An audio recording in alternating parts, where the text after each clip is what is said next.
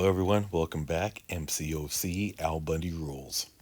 Per very popular request, got a good one for you. Suicide Masters have a lot of people asking about Masteries, specifically Suicide Masteries. Suicide Masteries is something most players hear about all the time. You hear me about see them all the time in my videos, other videos. You hear them in Alliance, Global, forums, Reddit, you name it, you're going to hear about it. But what are they? I want to help break this down a little bit because just knowing what they are unlocking the main part of it, there's a lot to unlock first to get to that. There's other stuff you need to unlock to say sustainable. They're called suicide for a reason. But it's a matter of also knowing, is it a good fit for you? Just because it does give you higher attack doesn't mean that they're a good fit for all players. So I'm going to help answer all of these questions for you.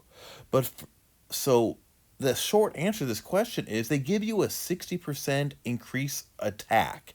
You'll see on double edge they're 30% increase, and then you see on liquid curbs they're another 30%. That's 60%. We do see some negatives associated with them too, hence the suicide name, but we'll get to that in a moment. But advantages and disadvantages and breakdown and cost of these masteries are needed, and the setup's going to be explained very soon. I'm going to show you the whole rundown, but I want you to see for yourself the difference. Just saying it's better or higher attack doesn't mean much. I got 4 fights coming up. They're all used with a R5 Awoken Corvus. So this is the first one. This is an R5 5-star Corvus with suicides. First look at that 18,060. This one does have a higher overall SIG. However, it does give, as far as power index goes, it gives a much higher, which technically power index means nothing, but this is the main reason you see some people with the same champs as you that have a higher power index when you look at their profiles. Zero charges, we're seeing 4,600 on average on the medium. So in the 4,000s he's doing on the medium with zero charges. I'm going to purposefully get a charge here. And if you're not sure what I'm doing, just watch my 4-minute Corvus Clave tutorial. But I got the one charge. We'll see I immediately went up to 7,000 per hit. I want us to see the difference with and without suicides. So the fights are the exact same fight, exact same opponent. And I'm also going from 0 to 1. I want to give us as good of a comparison as I possibly can between this. So look at, you see 13,000 there on this, 13,000 again, and then we're going to see a nice 39,000. That's only with one charge on a suicide masteries Corvus. Now here's an R5 Corvus without suicides. We're going to see a much lower power index, but this is still the same Awoken R5. We'll see only 2,000 damage now on a medium. So really less than half. It's going to scale oddly. 60% is subjective. I don't know how the scaling works because sometimes you can see it looks like more or less. But this is, we saw with no charges doing literally double than what we're doing right now. Now I got myself a charge just like I did on the first comparison fight. So now let's see how we're doing. I'm mainly focused on the mediums. For comparison purposes, we saw 6,000 exactly on a medium. So now we're getting about 6,000. So we saw pretty significant differences. And add these up on long fights, different champs, all of the above. Arena suicides is great for arena. Makes fights a lot quicker. You can't do a Legends run without suicides because it's so much quicker as well. So we're seeing this. I am going to be showing another comparison fight coming up that's going to, because I got a second charge here, and I'm going to show us another one that is going to give us 3 charges. So again, the exact same fight, again with suicide and non-suicide. Corvus here is the suicide with 3 charges. We're seeing right off the back he's doing about 9,000 on a medium.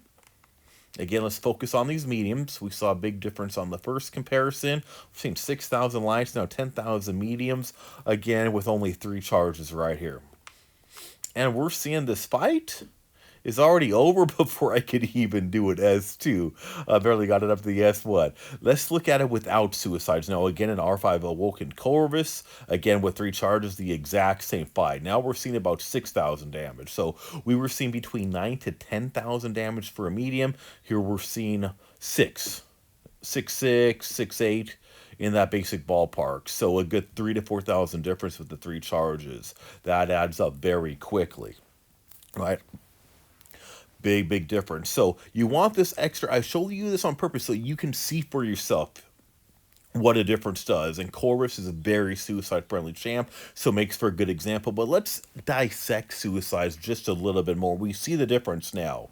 It's good if you have high bleed resistance, poison immune, bleed immune, high poison resistance. If you use champs that don't rely on S1 or S2 because of recoil and regeneration. It's called suicides because you lose health from bleed, you lose health from poison, you lose health from S1 and S2.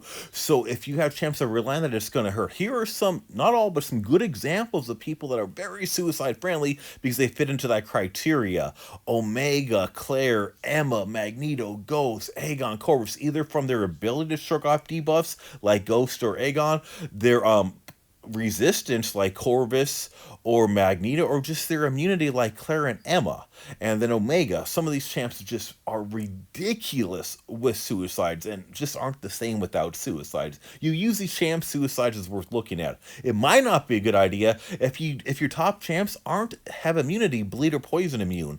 If they are dependent on S1 and S2, you're going to lose 5% every time you do an S1 or S2. If your alliance is AW focus, meaning your defenders are going to be easy to kill, and if you just don't have that big of a roster, this is something that better for as your roster gets bigger. Some champs that lose a lot of sustainability, that they're Doom, I don't like using Doom with suicides. The Spider-Man Stealth, Human Torch Void, either because of the reliance on specials or just their lack of immunity. But like Doom or Void, who needs those specials, they don't last long. A couple fights in, you're done already. So not sustainable. Let's break down the suicides. Now we spoke about it. First thing you have to do to awaken the others is Glass Cannon. I only recommend 1 point. I don't like Glass Cannon. It takes off some health for some power, but you have to do when it takes 405 units to unlock 1 point. If you want to do more, but focus on this first. Do the 1 point, then move on from there. As you'll see, I only have 1 point unlocked. Recoil, the worst part of suicides. This takes off 5% of health every time you do an S1 or an S2. So once again, why some of those champs are bad for this, who are dependent on that, like a Void, for example. You have no way around it. This is one of the downfalls of suicide, some give and take. So you have to unlock this. It costs 6 there. So then there's liquid courage. This, you need 3 points. This gets you the 30%, 10 for each point. You need them all. 1,650 units for the liquid courage there. All right, that gets you 30 points. But it also costs the poison debuff, which doesn't go away. It takes 0.06% off health every second of why immunity is good. Double edge, you need all 3 points for the whole 30%. Otherwise, 10% per point.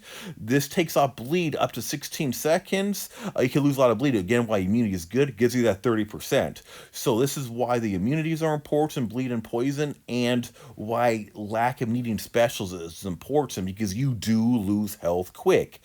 To help balance it out on defense, you need willpower, at least 1 point, which takes 1,100 units to unlock 1 point. Takes 2 of the carbanium cores for 1 point. I have 3. As you fill in the initial, go back and add more on here if you want. You get extra health back because for the debuffs, you get health. And I like to say, my guys, I recommend at least 1 health and coagulate, which is 550 units for 1 point. I have 2. This takes off some of the bleed damage. This helps me use some of my non-bleed immune champs, give them a little bit more sustainability. As long as you got 1, I recommend. 2 is good if you want 3, so be it. It lets you non-bleeds work a little better, so you could have more usability. It takes a lot of units. So work towards 1 point at a time. Try to unlock everything first, and then start putting more points into things. Again, make sure it's worth the while. For the recommendation I just showed you, it's 4,475 units, and that's a low recommendation. That doesn't include anything else that could help support, but that's the minimum I recommend to do well. I'm hoping you found this informative. I'm hoping this answered your questions. I'm hoping this lets you realize if suicides is a good fit and worth the investment for you. If you haven't already done so, please click at that left icon popping up by the arrow. Please subscribe. Greatly appreciated. You have a great one.